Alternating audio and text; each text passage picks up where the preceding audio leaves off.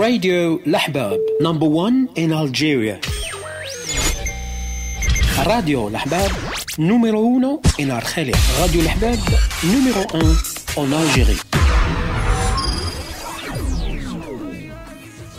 في الأمسية تاع السبت عندنا حصة لذوي القلوب الرحيمة كما قلت يعني عاود، والحمد لله يا ربي عاوننا الناس بزاف وفضل ربي سبحانه.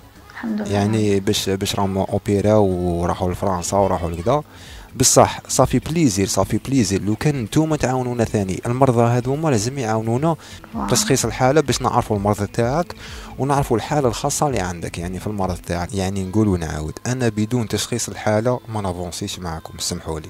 يعطيك الصحه خويا سيدي احمد. كما نقولوا نحيي كاع المستمعين اللي كانوا يسمعوا فينا اليوم.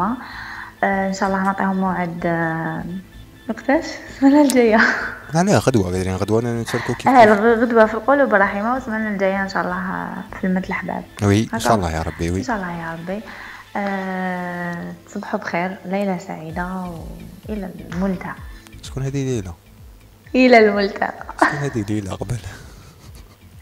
قلت صبحوا بخير وليله سعيده. ليلى ما هي سعيده، تزوجت. تزوجت وراجلها شبحها مخبط. مسكينه. يعطيكم الصحة الأحباب الزينين، كنتوا مع سيدي أحمد وحنان في لمة الأحباب 100% ديدي. بيان سير درنا لكم 100% ديدي. نضربوا موعد غدوة إن شاء الله في لذوي القلوب الرحيمة، حصة لذوي القلوب الرحيمة باش نعاونوا خوتنا وخياتنا المرضى، وهذه هي ودواء. ليلة سعيدة، السلام عليكم.